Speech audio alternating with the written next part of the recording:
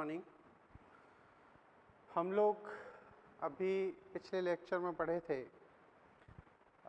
Root pressure. अब जो इस लेक्चर में स्टडी होगी वो एक्चुअली स्टडी है कि किस तरीके से ट्रांसप्रेशन पुल के जरिए वाटर अपवर्ड डायरेक्शन में शिफ्ट होता है, जो सबसे मोस्ट इम्पॉर्टेंट थियरी है। लॉन्ग डिस्टेंस जो मूवमेंट होता है, मतलब ये कि ये जो मूवमेंट है ये लंबे लंबे पौधों में, टॉलेस्ट प्लांट में, लॉन्ग प्लांट में पॉसिबल होता है।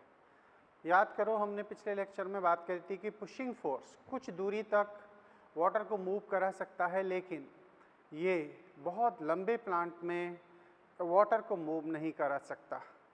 तो जो ट्रांसप्रेशन पुल है, बाष्पोत्सर्जन जो खिंचाव है, बाष्पोत्सर्जन जो कर्षण बल है,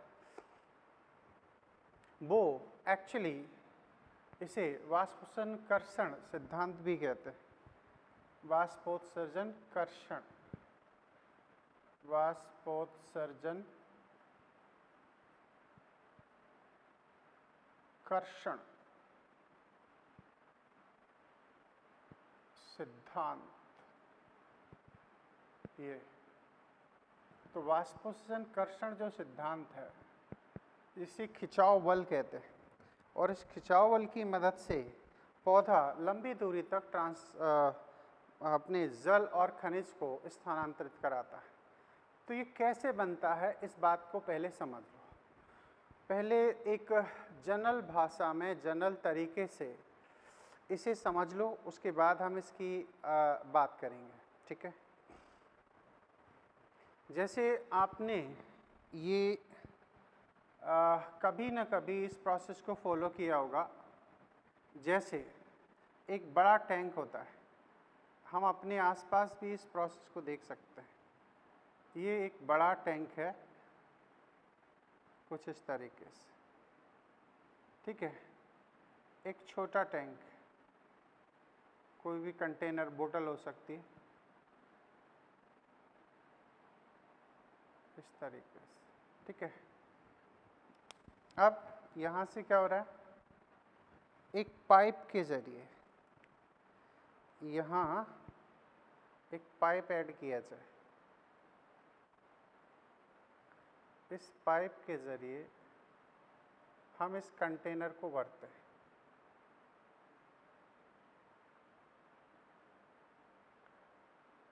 ठीक है। ये एक पाइप है और इससे एक हम कंटेनर को फिल कर रहे हैं। इसमें पानी भरा हुआ है, ओके सर। इसमें वाटर की फिलिंग है, ये वाटर कंटेंट है, इस तरीके से। यहाँ पानी नहीं भी है या लिटिल अमाउंट ऑफ वाटर। तो आप क्या देखते हो कि अपन जब सक्शन प्रेशर डालते हैं, इस पाइप को एक साइड से खींचते हैं, तो फिर दूसरी साइड में पानी चला जाता है। अब आप देखिए इस पॉइंट पर यहाँ से वाटर इस साइड आ रहा है, तो ये टुवर्ड्स द ग्रेविटेशन फोर्स आ रहा है, क्या, गुरुत्वाकर्षण की ओर। लेकिन यहाँ से जो पानी इस साइड मूव कर रहा है, ये अगेंस्ट द ग्रेविटेशन फोर्स है। कहाँ, अगेंस्ट द ग्रेविटेशन फोर्स,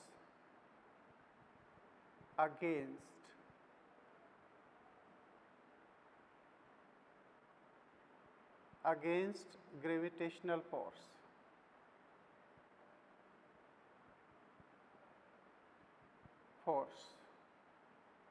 ये, लेकिन यहाँ से जो मूवमेंट हो रहा है वो टुवर्ड्स द ग्रेविटेशनल फोर्स हो रहा है। ये जो मूवमेंट है टुवर्ड्स द या टुवर्ड्स ग्रेविटेशनल फोर्स,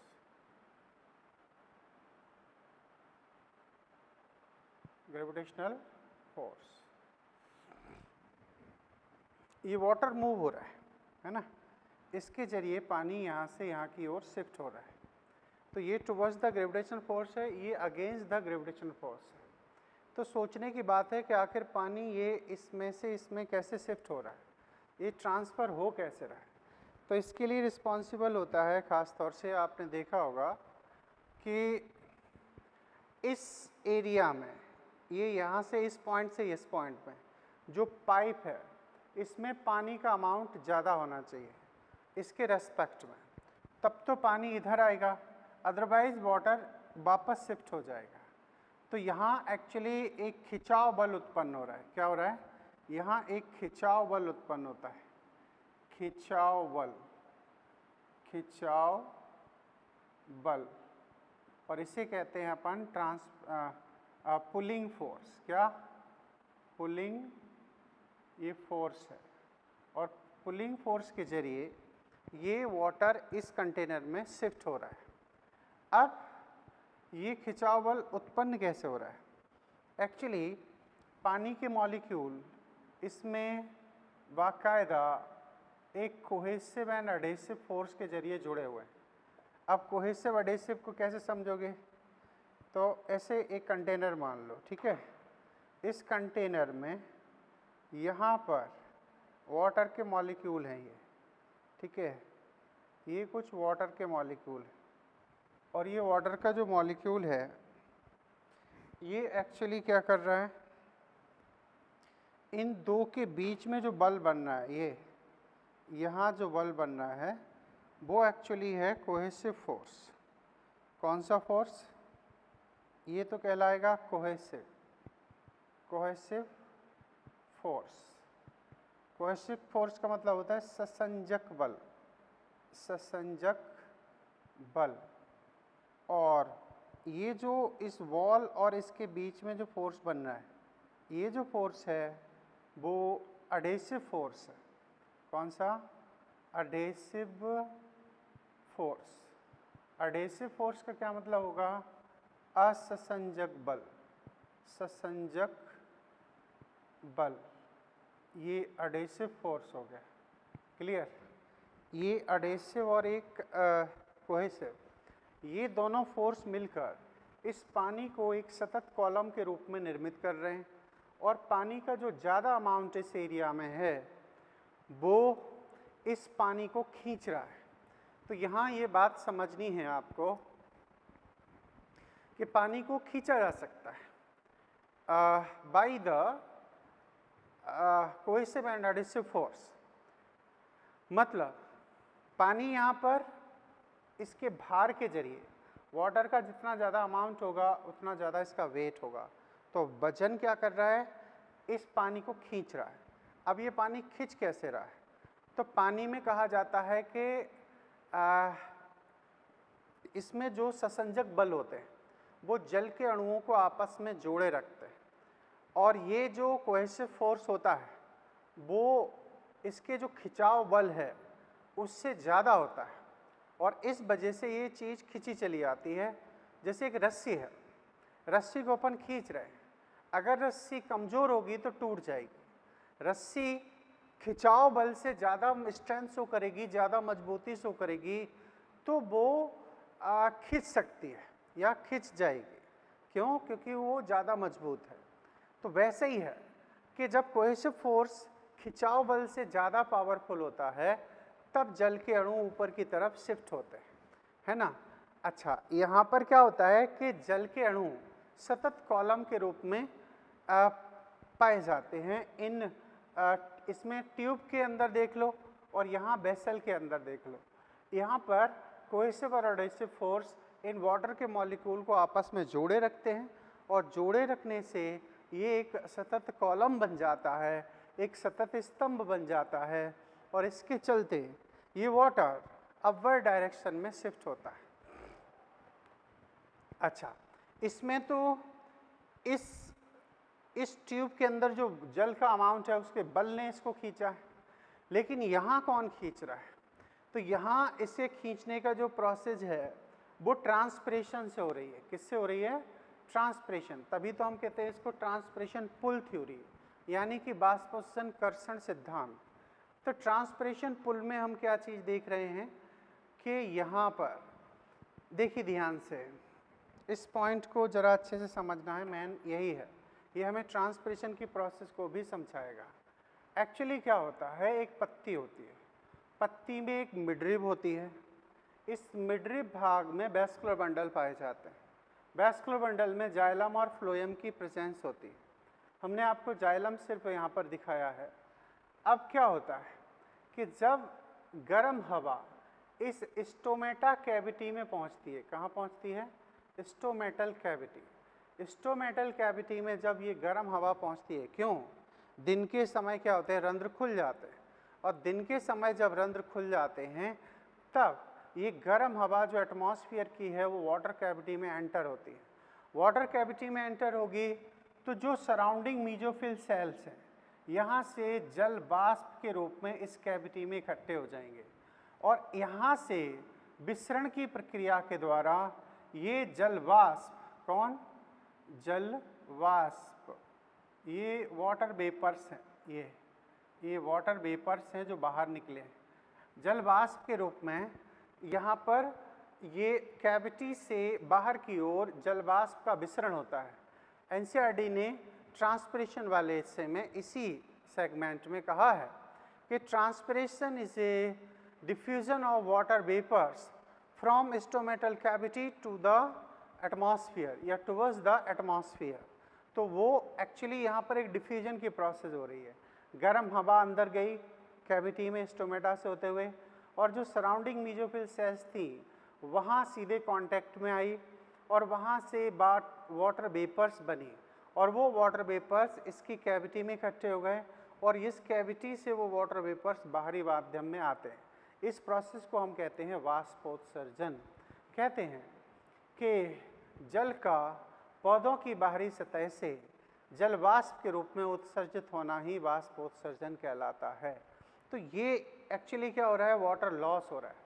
अब इसमें क्या हो रहा है, ध्यान से देखा जाए तो यहाँ की सेल्स का वाटर गया है तो इसका टर्गर प्रेशर कम हो गया, ऑस्मोटिक प्रेशर बढ़ गया, तो ये पास की जो भी सेल्स होंगी वहाँ से वाटर को एब्जॉर्ब कर लेंगी। ऐसे ही आगे तक ये फोर्स जाएगा और फिर अल्टीमेटली जाइलम से पानी को खींच लिया जाएगा। अब जाइलम से जब पानी खींच लिया जाएगा तो फिर अब पानी जाइलम में कहाँ से आएगा, तो जाइलम इस पानी को ऊपर की तरफ खींचना शुरू कर देगा। अब ये पुलिंग जो फोर्स है वो कहाँ तक चला आएगा, वो मूल रोम तक चला आएगा। अब मूल रोम में जो कैपिलरी वाटर को एब्जॉर्ब किया जा रहा है, इस पानी को यहाँ खींचा जाएगा। इसीलिए एपोप्लास्ट तरीके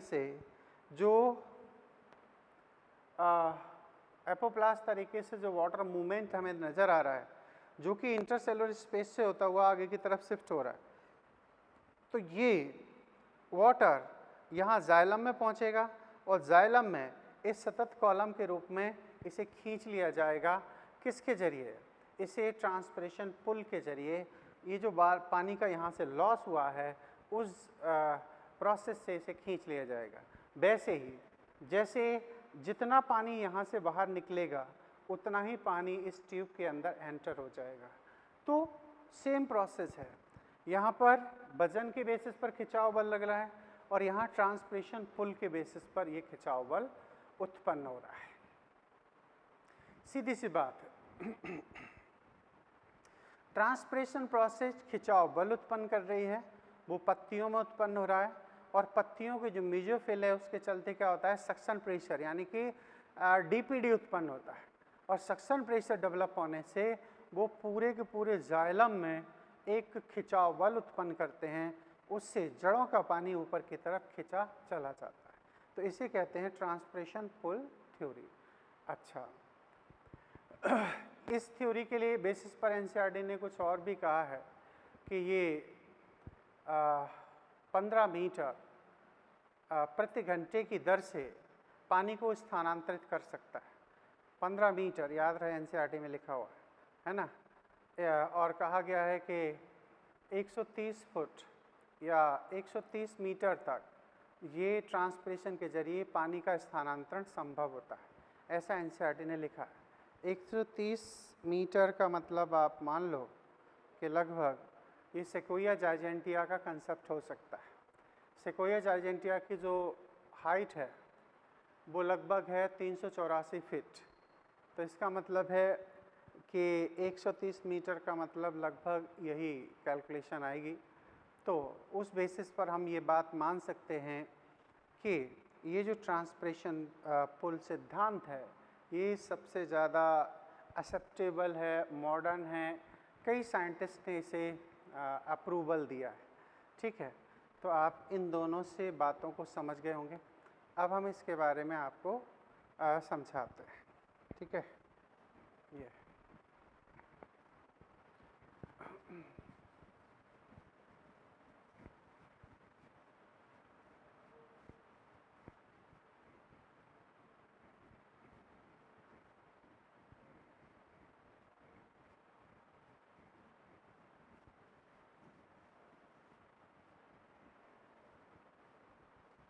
क्या है? तो सबसे पहले कह सकते हैं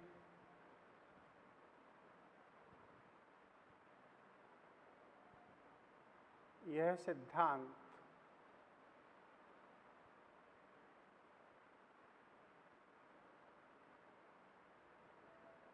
एक साइंटिस्ट हुए डिक्सन एवं जॉली। कौन? Dixon and jolly.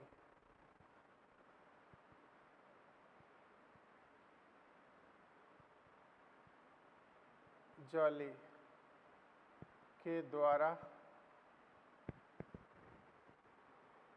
प्रतिपादित किया गया।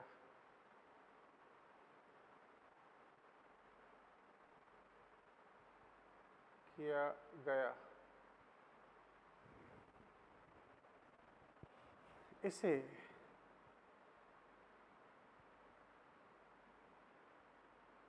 अधिकांश वैज्ञानिकों का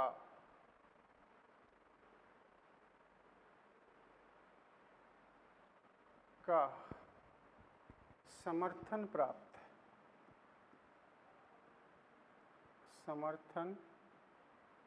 प्राप्त है। मोस्टली साइंटिस्ट ने इसे अप्रूवल दी। जैसे अब इनका जिक्र नहीं आता, अदरवाइज कर्टिस है, थीमेन है, रेमर है, क्रेमर है, इन्होंने सबने इस सिद्धांत को समर्थन दिया है। ठीक है, तो अधिकांश साइंटिस्ट ने इनकी इस सिद्धांत को माना है। डिक्सन जॉली ने ये सिद्धांत प्रतिपादित किया है। ठीक है, अच्छा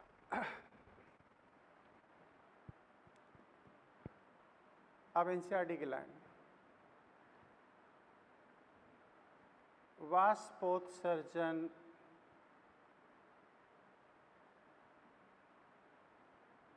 कर्षण द्वारा जल 15 मीटर प्रति घंटे की दर से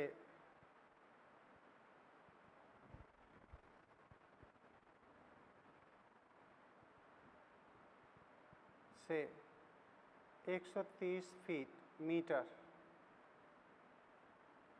तक स्थानांतरित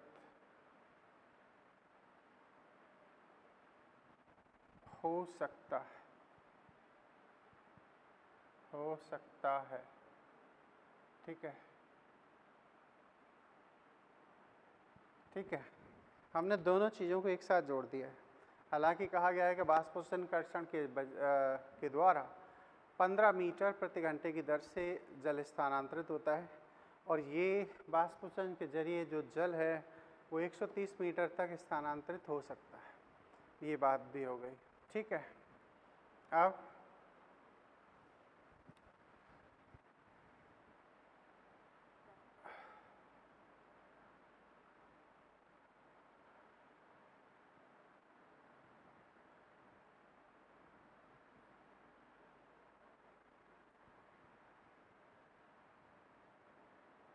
इसके द्वारा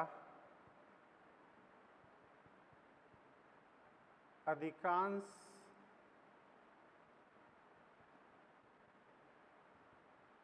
अधिकांश से मतलब है 98%, अधिकांश 98% जल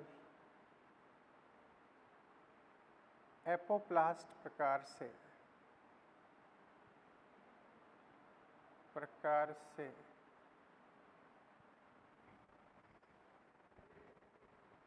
लंबी दूरी तक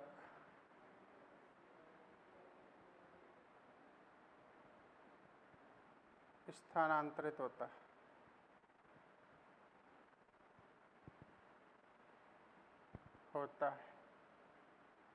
ठीक है, अच्छा, इसके लिए बल कैसे उत्पन्न होता है? बल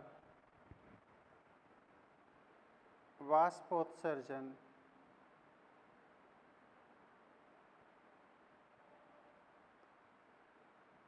खिंचाव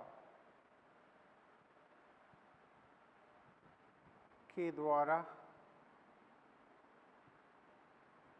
डीपीडी या एसपी सक्शन प्रेशर के रूप में मीजोफिल का मतलब होता है पत्तियों की जो कोशिकाएं होती हैं उनमें मीजोफिल कोशिका में उत्पन्न होता है, कोशिका में उत्पन्न होता है। क्लियर? ऐसे खिंचाव बल डीपीडी एसपी के रूप में उत्पन्न होता है। अच्छा, वाहिका से मतलब है वेसल, वाहिका या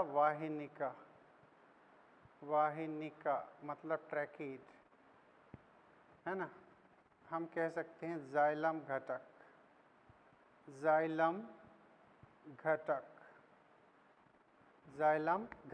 ठीक है, जाइलम घटक में जैसे जो संवहन में भाग लेते हैं वो ट्रैकीड या वेसल होते हैं। तो ये जो जाइलम और घटक होते हैं इनमें छोटे छोटे ल्यूमेन भाग पाए जाते हैं, अंदर गुहा होती है, अंदर कैपिलरी होती है ना।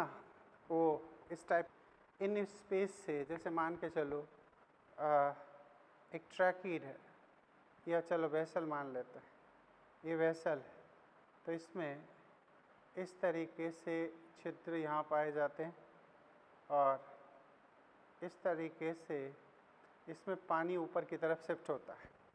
तो यहाँ पर इसे वेसल मान लेते हैं। ठीक है, ऐसे ही ट्रैकीड होते हैं। तो जाइलम घटक में जल सतत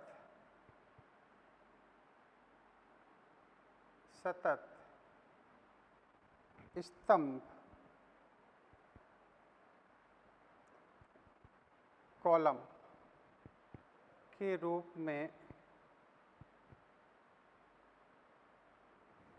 में ससंजक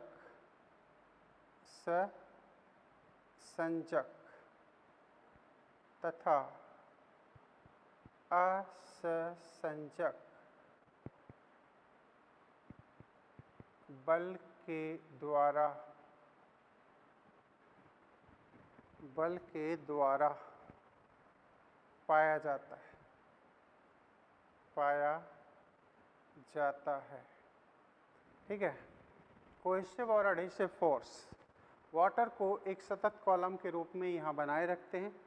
ये ट्रांसपिरेशन पुल इसको खींचता है, पानी यहाँ से खींचा चला जाता है और जब खिंचाव बल उत्पन्न होता है तो पानी इस तरीके से इंटरसेलुलर स्पेस से होता हुआ पत्तियों तक पहुँचता है। सोचो एक प्लांट में कितनी सारी पत्तियाँ होती हैं, सभी में ये खिंचाव बल उत्पन्न हो रहा है और सभी में जब खिंचाव बल उत्पन्न हो रहा है तो ये खिंचाव बल इतना स्ट्रांग होता है कि ये लंबी दूरी तक भी पौधों में मूवमेंट को कराने में कैपेबल होता है। तो ये अब हम यहाँ समझेंगे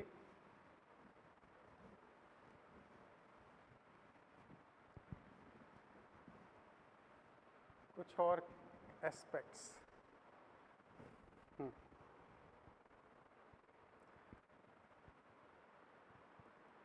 जल स्थानांतरण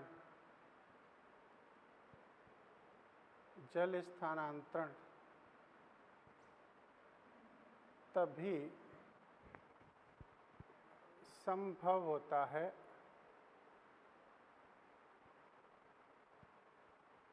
जब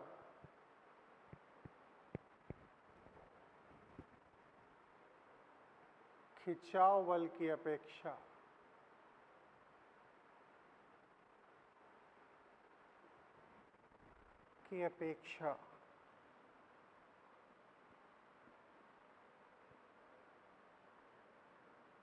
जल के अणुओं में ससंजक बल अधिक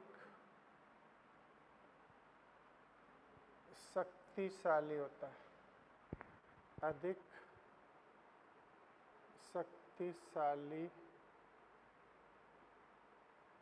होता है, ठीक है।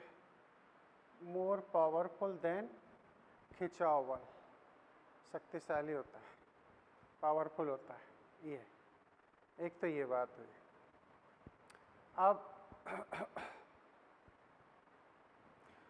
अब जो ये जल जो सतत स्तंभ के रूप में होता है, ये तीन जल की जो प्रॉपर्टी हैं, जल के जो फिजिकल प्रॉपर्टीज़ हैं, उनके बेसिस पर ये कॉलम के रूप में पाया जाता है।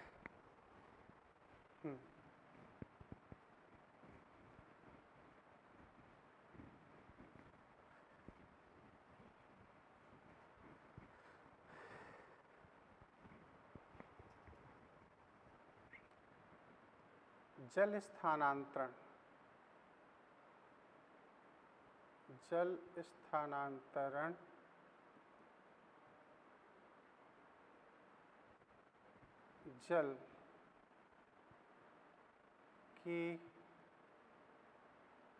जल के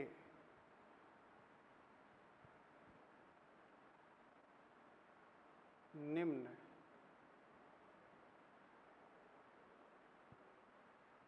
भौतिक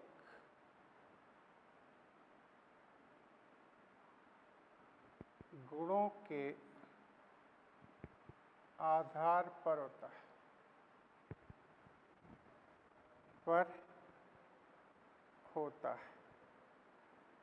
अब ये क्या प्रॉपर्टीज़ हैं? तो सबसे पहली प्रॉपर्टी है कोहेसिव फोर्स।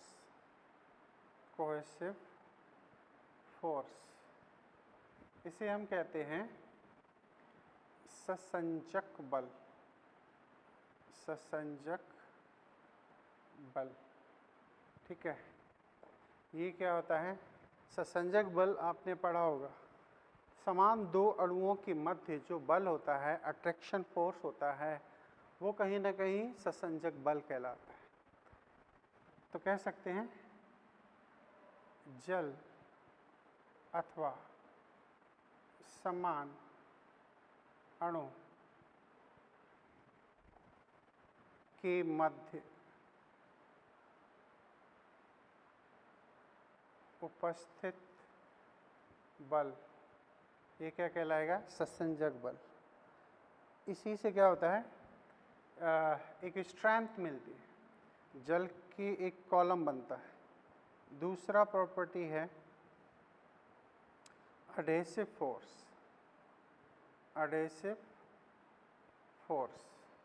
इसे कहते हैं असंजक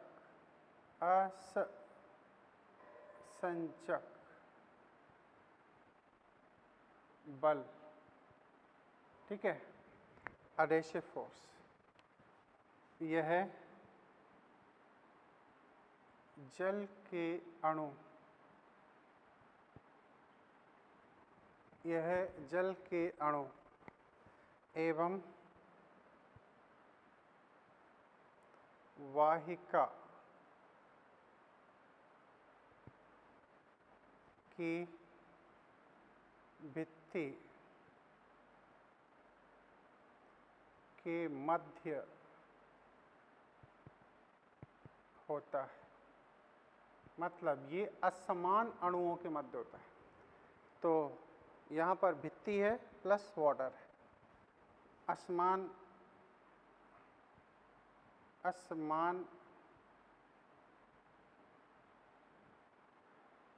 तत्व के मध्य बल, ठीक है। तो इसे हम कहेंगे एडेसिव फोर्स। और एडेसिव और कोहेसिव फोर्स वाटर को एक कंटिन्यूअस कॉलम के फॉर्म में बनाए रखते हैं। अब एनसीईआरटी ने एक और फिजिकल प्रॉपर्टी की बात करी है, वो है सरफेस टेंशन। क्या? सरफेस टेंशन, सरफेस टेंशन, ठीक है। तो तीसरा जो फोर्स है पृष्ठ तनाव, सरफेस टेंशन,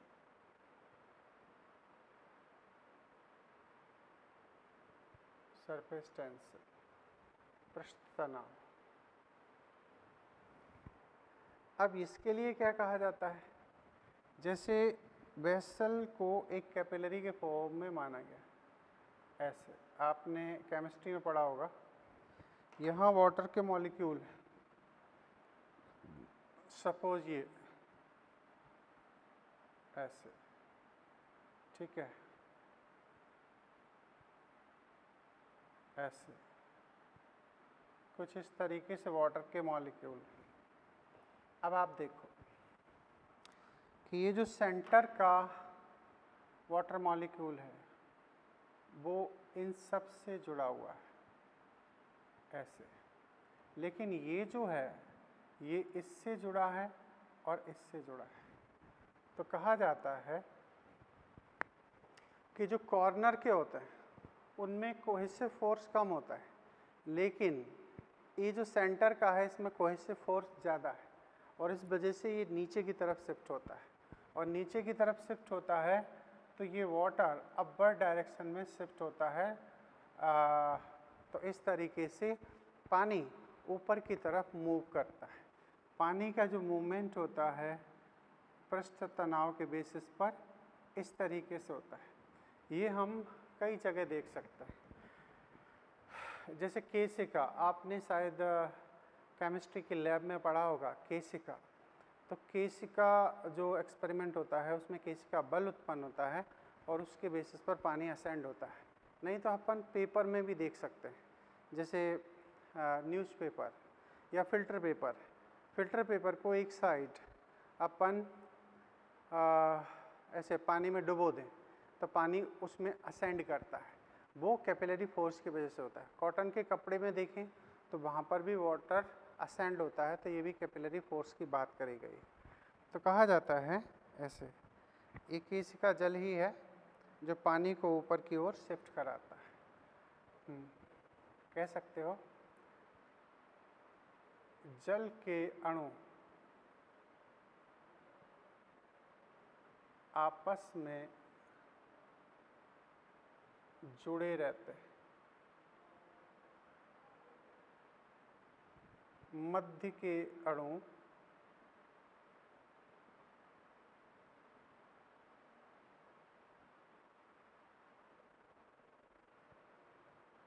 नीचे की ओर तथा किनारे पर स्थित अणु ऊपर की ओर पाए जाते हैं। पाए जाते हैं। ठीक है, अच्छा, पाए जाते हैं।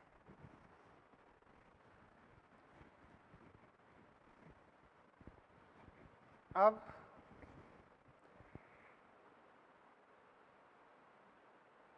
वाहिका तथा वाहिनिका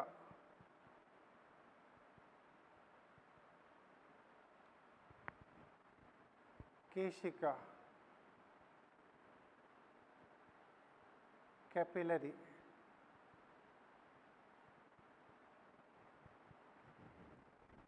की तरह कार्य करते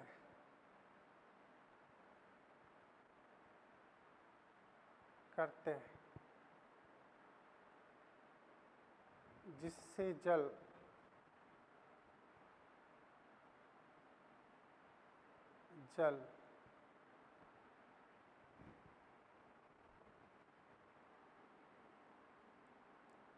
ऊपर की ओर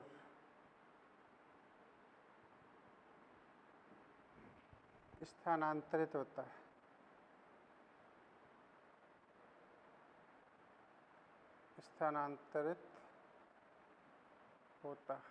क्लियर?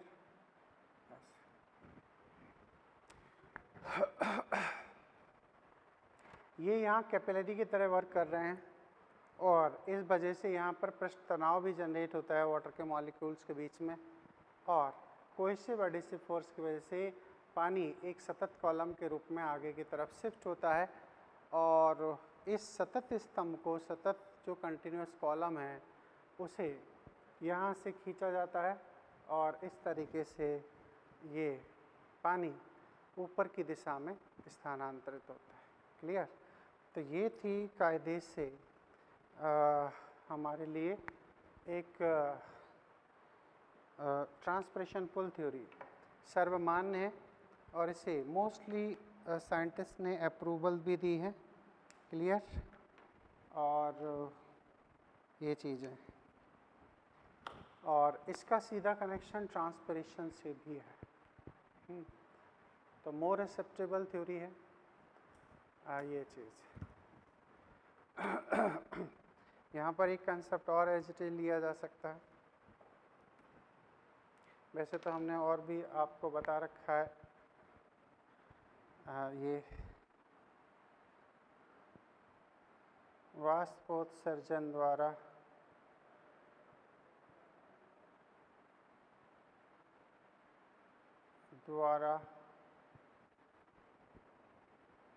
लगभग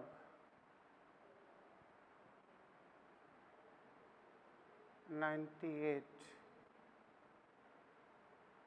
to 99% अवशोषित जल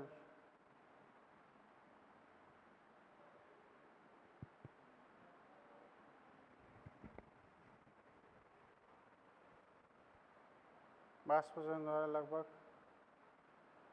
अवशोषित जल पौधों द्वारा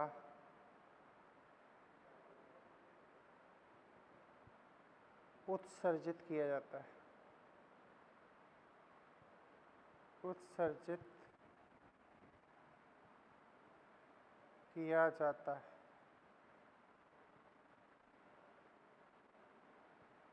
लेकिन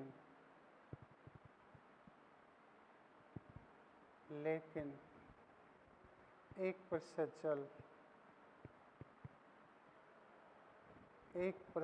जल की मात्रा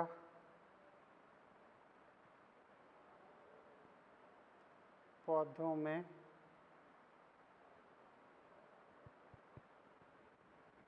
वृद्धि एवं प्रकाश संश्लेषण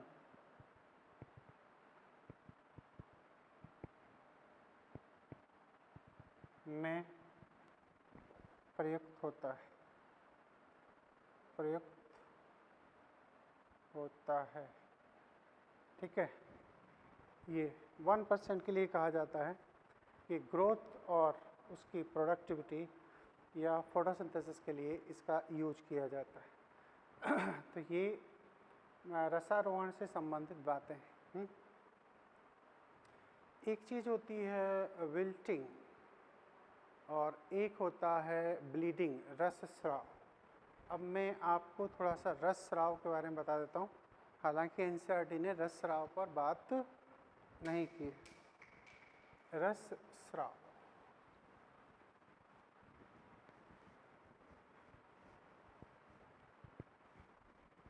रसस्राव क्या होता है?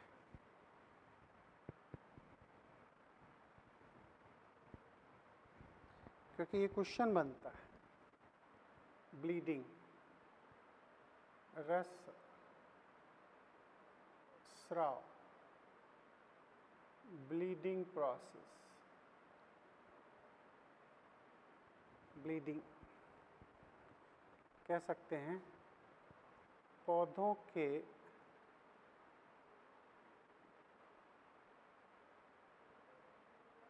क्षतिग्रस्त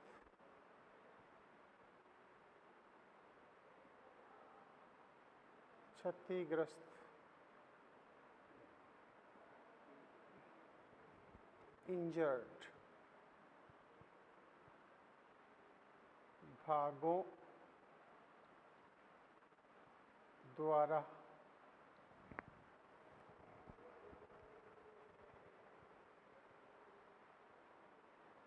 जल का बूंदों के रूप में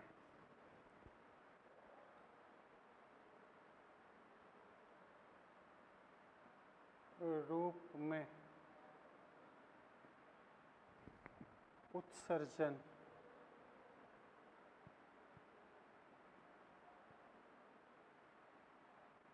ब्लीडिंग कहलाता है। ब्लीडिंग कहलाता है। क्लियर? अगर इंजर्ड पार्ट से वाटर लॉस होता है ड्रॉपलेट्स के फॉर्म में तो वो ब्लीडिंग कहलाता है। अब यहाँ याद रखना रसस्राव एवं बिंदुस्राव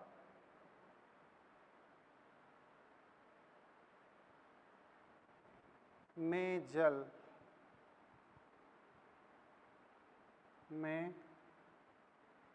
जल खनिज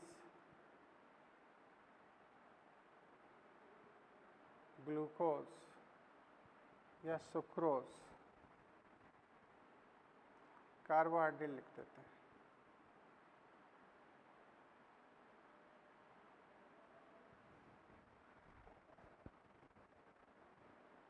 आदि बूंदों के रूप में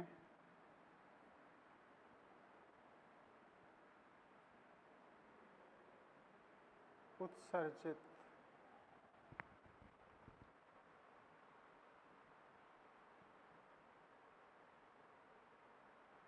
होते हैं। ठीक है? जल खनिज कार्बोहाइड्रेट के रूप में स्रावित होता है। ठीक है? जबकि वाष्पोत्सर्जन के समय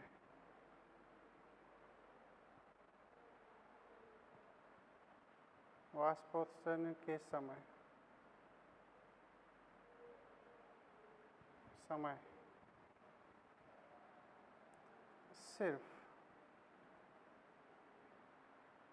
जल वाष्प उत्सर्जित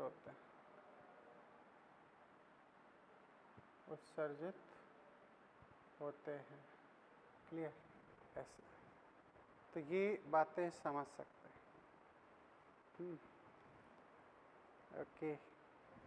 अब जैसे मैं एक डायग्रामेटिक फॉर्म में आपको समझाऊं तो वो कुछ ऐसे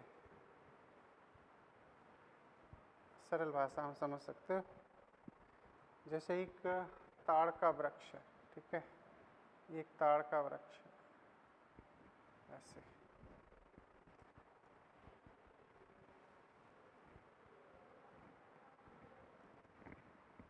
ये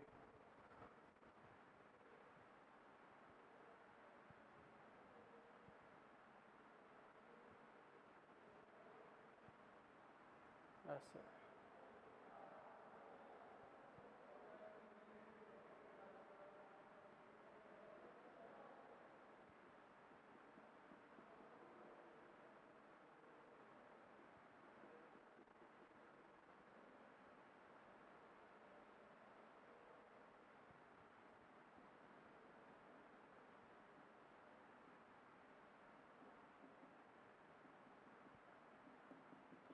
ये ठीक है।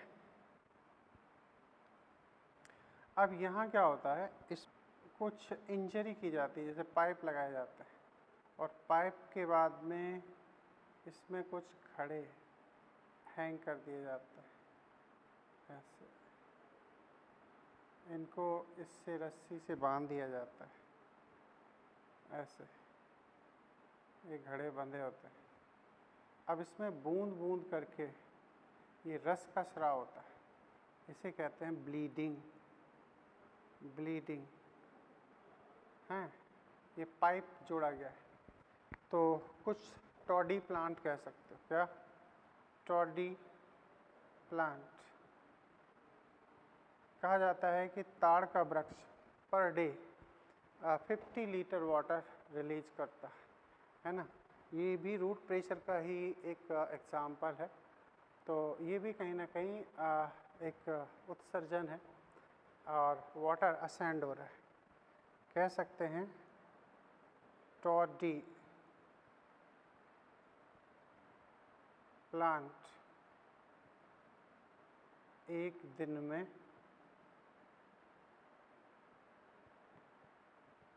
लगभग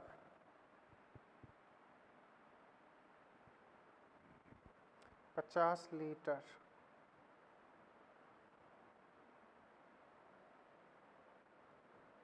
जल, खनिज, ग्लूकोज आदि को उत्सर्जित करता है, आदि को उत्सर्जित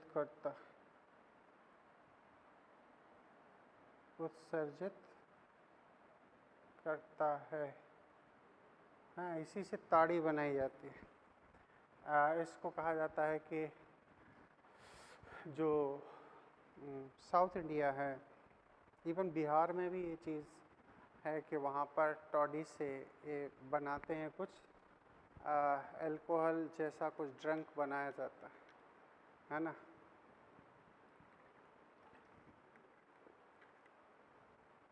लेकिन केरल, कर्नाटक, तमिलनाडु साइड में लार्ज स्केल पर इससे प्रोडक्शन किया जाता है। 12th की एनसीईआरटी में लिखा भी है, मैं यहाँ भी लिख देता हूँ। दक्षिण भारत में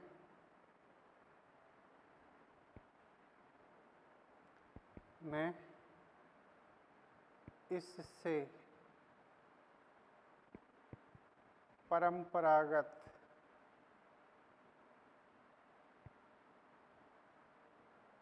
पेय निर्माण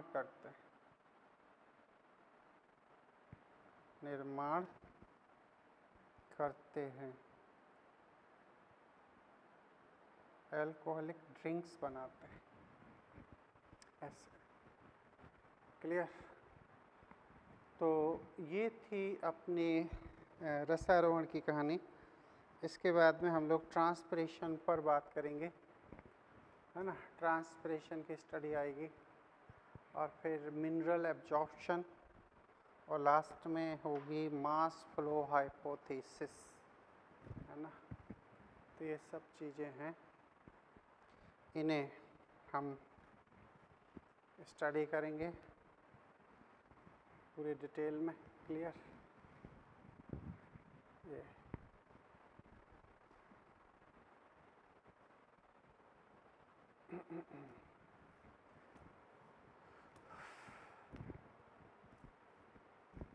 अब जैसे एक क्वेश्चन यहाँ डिस्कस करते हैं।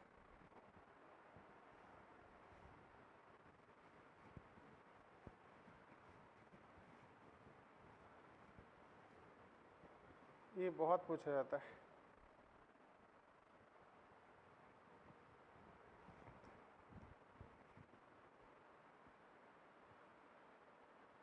निम्न में से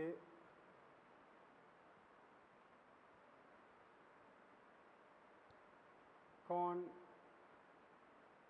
सी प्रक्रिया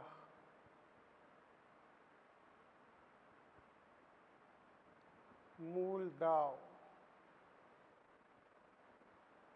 का समर्थन करती है? ठीक है,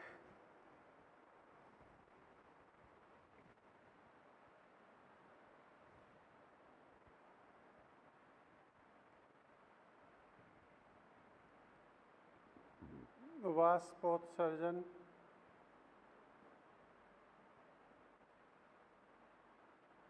ठीक है। दूसरा बिंदु स्राव, तीसरा रस स्राव, चौथा दोनों, सेकेंड एंड थर्ड, तथा थर्ड दोनों। आंसर क्या लगाओगे? आंसर हम लगाएंगे ये। क्लियर? ऐसे। अब एक और क्वेश्चन आपसे पूछा जा सकता है, बड़ा बढ़िया क्वेश्चन है।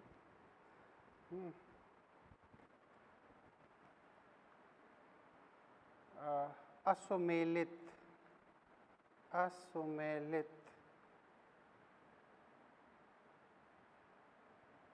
युग्म का चयन कीजिए। असुमेलित है ना, तो जैसे पहला है, इसमें है एपिथेम। याद करो, एपिथेम सेल हमें गटेशन के टाइम पर मिली थी। मैक्सिमम हाई डीपीडी, क्या इनका डीपीडी ज़्यादा होगा? दूसरा मीजोफिल सेल ड्यूरिंग ट्रांसपायरेशन, वाष्पोत्सर्जन के समय मीजोफिल में क्या होगा? लो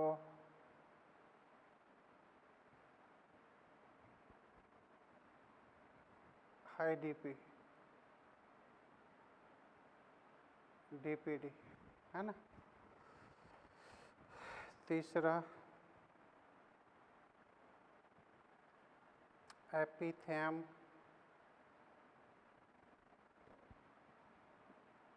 हाई साई डब्ल्यू, ठीक है। चौथा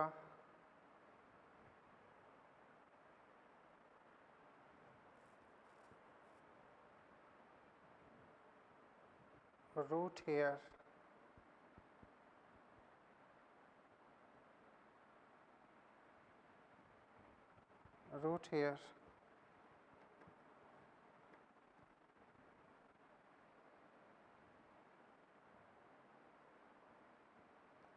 high OP, then soil water के रेस्पेक्ट में हाई ओपी है ना। एपिथेम हाई साई डब्ल्यू, ठीक है।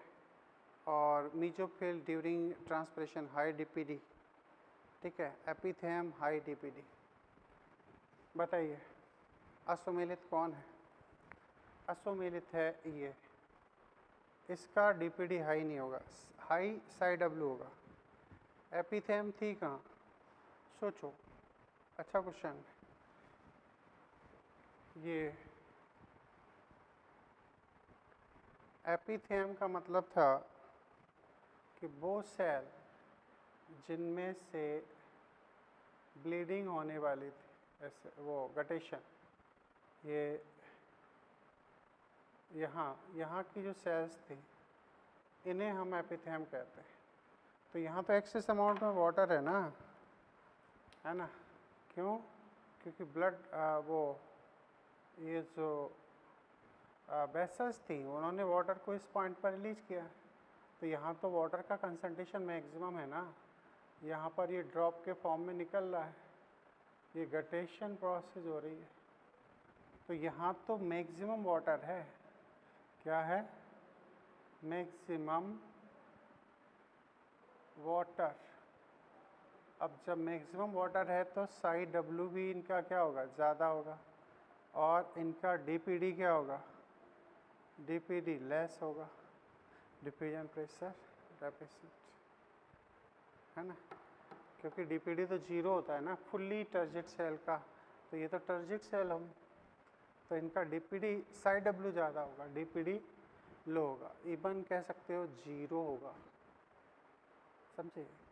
ऐसे कई क्वेश्चन इस टाइप से बनते हैं, तो हम नेक्स्ट लेक्चर में बात करेंगे। ओके, हम ट्रांसपिरेशन के प्रोसेस को स्टार्ट करेंगे, तो आप लोग थोड़ा ट्रांसपिरेशन को रीड करना, ठीक है? Thank you.